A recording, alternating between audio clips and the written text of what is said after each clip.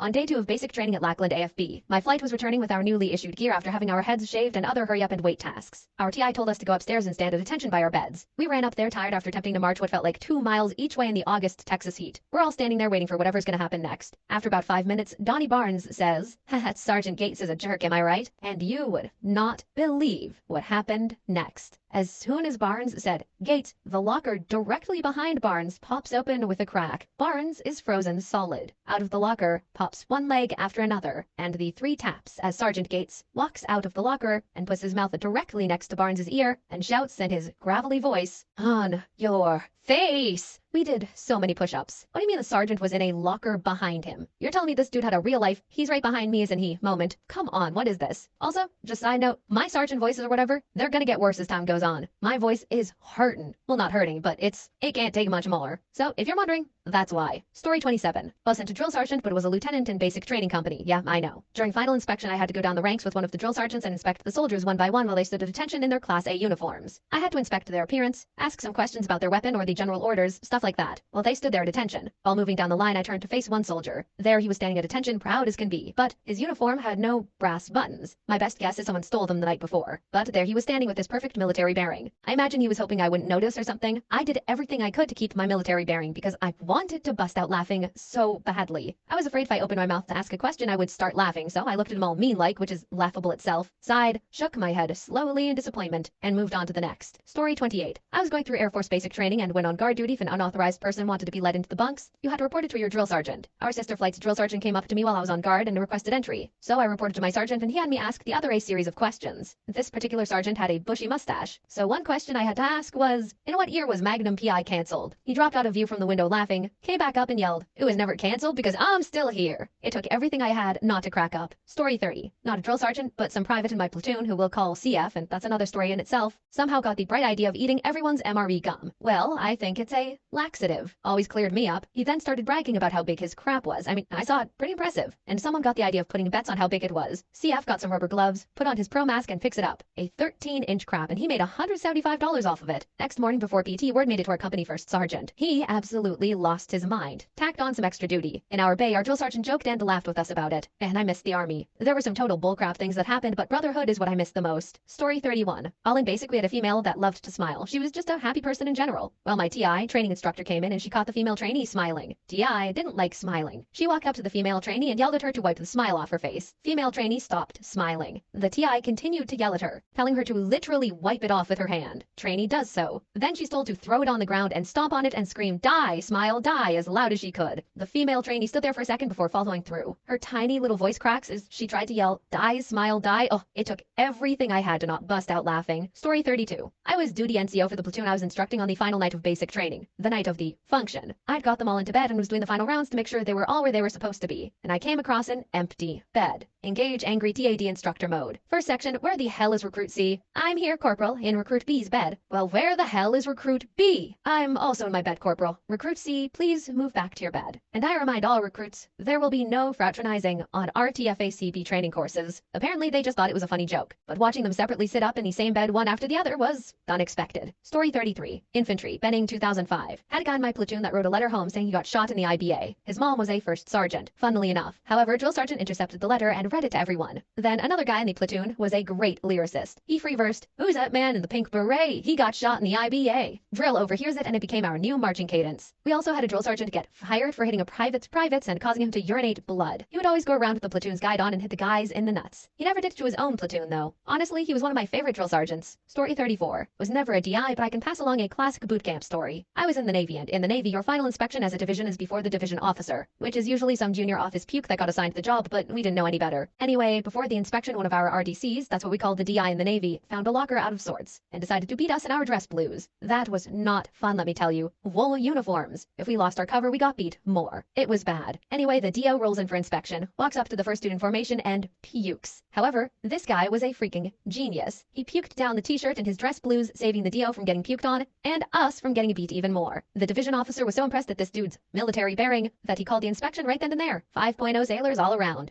We still got beat that night, but that guy was a hero. Story 35. I was the private. We were conducting NBC, nuclear, biological/chemical warfare training, and had to go to the gas chamber with our gas masks on to learn confidence in our equipment. Or, alternatively, pain if you do it wrong. Anyway, there's this big freaking sign that says, gas chamber. So I go up to one of the drill sergeants and requested permission to speak. He angrily asked, "What, private?" And I was like, drill sergeant, not for nothing, but I'm Jewish and not going anywhere near this freaking thing. He quickly turned around and I could tell he was holding in his laughter. When he finally could talk with a straight face, he simply turned back around and told me to fall back in. I'm sure he had fun relaying my self-deprecating joke to the rest of the drill sergeants. Story 36. When I went through Air Force Basic, we had water canteens that we brought everywhere we went. I mean, it was San Antonio around August to September. We were in a class one day and protocol has you keep your canteen by your feet and not on the table. We got up for lunch and so like you're supposed to, everyone brings their canteens. We eat lunch and then we come straight back. We were about to get started again when somebody left their canteen on their desk. Fairly calmly, the MTI, military training instructor, reminded him to put his canteen by his feet. Then he says, "Actually, I want you to leave your canteen on your desk. I want everyone to put their canteens on their desks." Everyone does so and we're all waiting. Then he says, "Trainee, why isn't your canteen on your desk?" This other trainee shuffles around in his chair a bit and replies,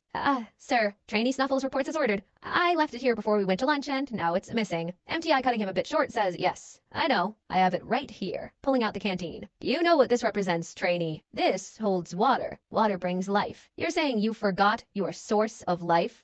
Yes, sir. Little info note here. Every trainee keeps these little pieces of paper called 341s, and they're taken by MTIs for either good behavior or screw-ups. Usually screw-ups. Enough of them could result in you getting recycled into a previous week of training with an entirely new flight of people. All right then, trainee. I want you to come down and get your canteen. I'm curious. Have you seen Indiana Jones?